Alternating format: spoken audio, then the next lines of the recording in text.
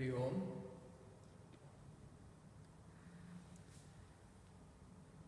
We are on the concluding discourse on chapter 5. The lotus plant, as you all know, grows in murky, stagnant pond or a lake. And the lotus leaf, that big round green leaf, is born in water. It stays in water all the time and dies in water, but never gets wet. Even when a few droplets of water fall on the leaf, with the next breeze, the droplets are blown away and the tree and the leaf is dry as ever. This is a very famous example given in Vedanta. When the realization comes to somebody that the self in him is the very same self in everyone else and in everything else, once that realization comes, from that person's standpoint, all he sees is nothing but Brahman everywhere. And his attitude towards everyone and everything is pure love. Take, for instance, our own body. We are aware that we are present in every part of our body. I pervade every cell in my body. For me, every part of my body is precious and I love them equally. In the same way, when the realization comes that this is Brahman everywhere, the person's attitude is nothing but pure love towards everybody. For that kind of a realized person, it is natural for that person to be able to live amongst sense objects and all the temptations around and yet not be influenced by them, just like the lotus leaf. Whether conditions are conducive or unconducive, that person maintains equanimity at all times. Take the example of Lord Rama. When he was asked by his father, King Dasharatha, to go and get dressed for the coronation, that he was going to be installed as the king of Ayodhya. He went inside, got dressed, and when he came out, Kaigeyi was there. And she told him, I got a promise from your father a long time ago, and I want to use that promise now. And that is, I want my son to be coronated as the king, and you will go to the forest for 14 years. Lord Rama's response was, Ma, why did you have to go through all this trouble to tell father about this? You could have told me directly, ordered me to go to the forest, and I would have gone. And he promptly went in, changed his clothes, and then went on this exile. Unpleasant or pleasant, conducive or unconducive, equanimity is maintained at all times, unaffected by the temptations and sense pleasures. Now, I am the observer of events outside. We are all aware of that. We observe things and events on the outside. Not only that, we are also aware of what is going on within ourselves, meaning what our body, mind and intellect is doing. we are aware of both of those. But ego is the doer. When I'm doing some actions, it is the ego that's in me that is performing those actions. I, as the observer, I'm observing my ego doing actions. But my spiritual center is in the core of my personality. Now, even this observer, that's me, is not my true self. Because that observer is enlivened by Atman, the self. And that is my spiritual center. Atman, the self, which enlivens the observer. Thus being aware that I am separate from the ego. As I just told you, it's the ego that performs actions. I am the observer of my ego performing these actions. By being consciously aware that I am separate from the ego, I do not identify with the selfish motives of the ego. So naturally, if I am aware that it is the ego that is performing all the actions, and the ego has selfish motives, and it has expectations of fruits of its actions, not me as the observer. If I am consciously aware of that while the action is going on, by acting in this mode, purgation of vasanas take place. If I can consciously make an attempt to be separate from my ego, my vasanas will be exhausted while these actions are being done. To the extent the vasanas gets removed, the reflection of divine consciousness becomes evident. As vasanas are exhausted little by little, the veiling that these vasanas do of the divine consciousness behind gets removed little by little. So to the extent that these vasanas are removed, to that extent divinity comes through. The reflection of divine consciousness becomes evident. Through such actions without self-dissipating desires for fruits of action, one experiences an indescribable peace within. When we are acting in this manner, without any selfish desires and without any expectations for the fruits of our actions, a certain peace comes in to our hearts. And that is an undescribable peace. It is also said, in other religions, that is called the peace that passeth all understanding. Meaning, it cannot be described in word. It cannot be understood. But it has to be experienced to know what it is. An indescribable peace within. This peace is an unbroken sense of joy. That this peace and joy can be achieved by a person through selfless actions undertaken in a yajna spirit is a revolutionary idea given by Lord Krishna. This peace that we are talking about, the peace that passeth all understanding, that unbroken sense of peace and joy,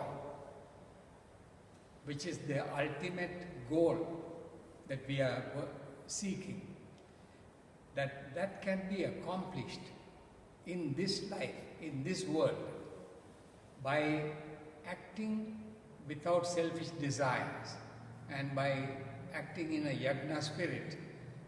That's a revolutionary idea that has been put forward by Lord Krishna. When mind is less agitated, the intellect is purer. Least agitation, more pure intellect.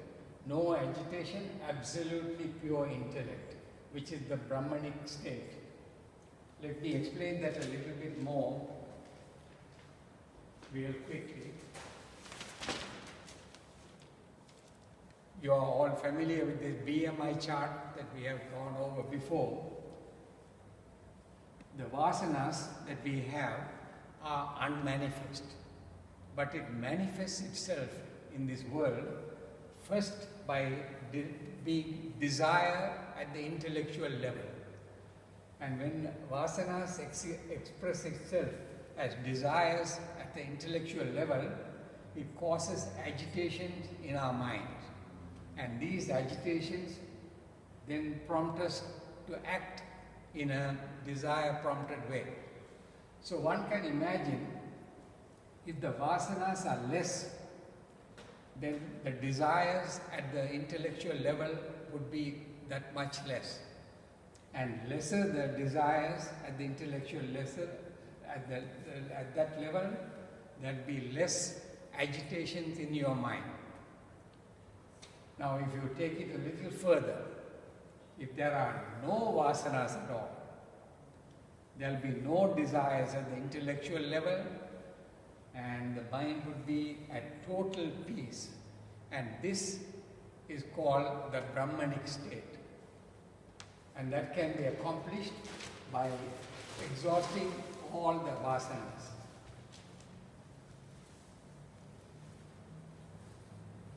It is not that the individual purifies himself and reaches this Brahmanic state.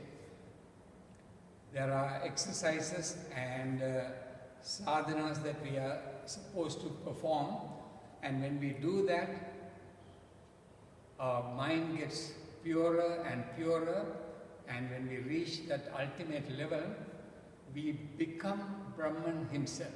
It is not that we attain Brahmanic state. We merge into Brahmanic state. Just like the rivers everywhere. For example, the Ganges river. It comes down from the mountains and goes through the plains all over, and ultimately when it reaches the ocean in the Bay of Bengal, it merges with the ocean. It doesn't just, become the ocean. It just merges in.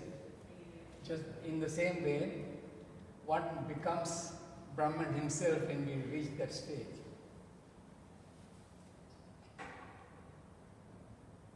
He merges to become Brahman himself. The other example is of the dreamer. When we dream, we are the dreamer. And when we wake up, the dream and the dreamer merge into the waker. It is not that the dreamer becomes the waker. The dreamer merges into becoming the waker himself. Now, Atman, the self, does no actions, nor does it cause anyone to act. It is in his presence all activities become possible.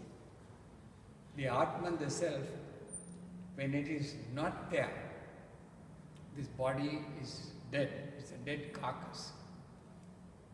So when the Atman, the self, is in me, I act. But it is not the Atman, the self, who is making me act, nor does it cause any actions to happen. It is in his presence that all actions happen. Just like the sun is there, the sun does not heat up the water, but in his presence, the heat energy heats up the water of the ocean, and thereby water vapor goes up. Atman, all activities become possible. The conditioned self, which is the ego, is the one who acts selfishly and has a sense of agency. As I told you earlier, when actions are happening in us, when we act in this world, it is the ego that is acting. And the ego is called the conditioned self, because ego is nothing but the Lord himself conditioned by the body, mind and intellect. Is the one who acts selfishly and has the sense of agency. Example, the sunlight passing through plain glass emerges as clean rays. If you imagine sun rays, the sun's rays coming through plain glass. When the sun's rays go through plain glass, it emerges as pure light. But the same sun's rays, when it passes through a prism, it breaks down into 7 colors of the spectrum. In the same way, when the Lord's presence, when the Lord Himself, consciousness, when it passes through a prism, it splits into 7 colors of the spectrum. The self passing through knowledge emerges as pure, perfect, all-pervading self. But when it passes through ignorance, that is through the body, mind and intellect, it gets split up into the world of plurality. When the self passes through knowledge, it becomes the pure, all-pervading self. But when it passes through the body, mind and intellect, when this consciousness passes through the body, mind and intellect, it becomes the many world of plurality. So the implication is that when you see this world of plurality, that I am separate from all the others, that there are different plants and animals and other things, we see all this plurality around. It is because the pure consciousness, when it passes through the body, mind and intellect, it distorts the pure consciousness into all this plurality.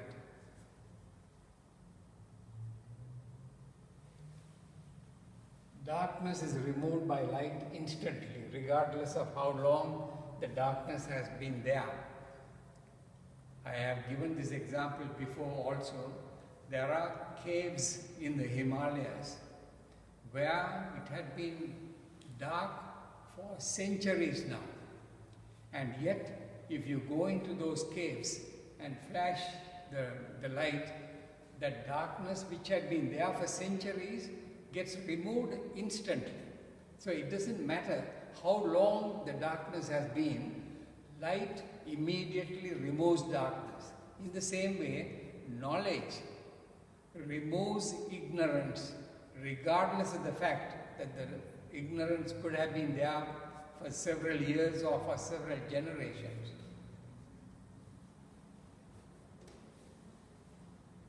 Darkness is removed instantly. Similarly, long-standing ignorance disappears instantly when with knowledge. When ignorance ends, ego also ends as well. When ego ends and instruments of perceptions, feelings and things also end. You know, when the ego ends, all the instruments of ignorance that we have, meaning the body, mind and intellect, through which we have been perceiving all these things, also ends. So when the ego ends, all these things end. So the question was asked, after ego has ended, with what do I experience the divinity? How do I perceive divinity at that point? When ego and instruments of perception, feeling and thinking also end, then how do you experience Atman? The Lord answers. On a cloudy day, if it is cloudy now, we say that the clouds are covering the sun. In actual fact, the sun is so enormous and it is so far away from the clouds that those little clouds cannot possibly cover the sun. But you and I know that this little finger, if it is held close to my eye, it can cover a huge mountain out there. So it is that the clouds are so close to us that it seems as if this cloud is covering the sun. But when the clouds are removed, the sun is seen in all its glory. So it is not that the sun suddenly appeared when the clouds disappeared. The sun has always been there.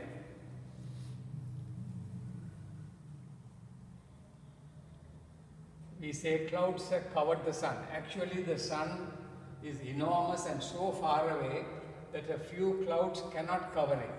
Even a tiny finger close to our eye can cover an enormous mountain. Similarly, the ego looking at Atman finds ignorance apparently covering it. And when ignorance is removed, the self becomes evident. The self has always been there anyhow. When one detaches himself from worldly matters, he does not end up in a purposeless, empty domain. Instead, he awakens into total positivity and bliss. Thus, a person who has redeemed himself from preoccupation of the external world, at least during meditation, attains imperishable happiness. So when one detaches himself, the assertion of the scriptures is that we need to detach ourselves from worldly matters. So does that mean that when we detach ourselves, that we become a dull, uninterested, stone-like, statue-like person who has no feelings because we are not supposed to be affected by any good things or affected by any bad things? That's what the scriptures are asking us to do. So does that mean that we become a dull, uninterested, stone-like person? It is not. Because when one becomes detached from these worldly matters, we become open to a vast expanse of divinity.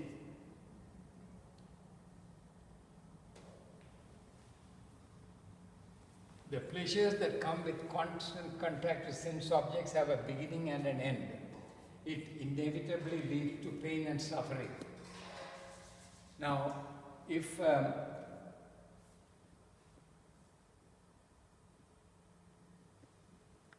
we look at the sense objects from which we seek pleasures and happiness, it says that every pleasure that we get from these sense objects have a beginning and an end. And therefore, although it may give you joy or pleasure, it leads ultimately to pain.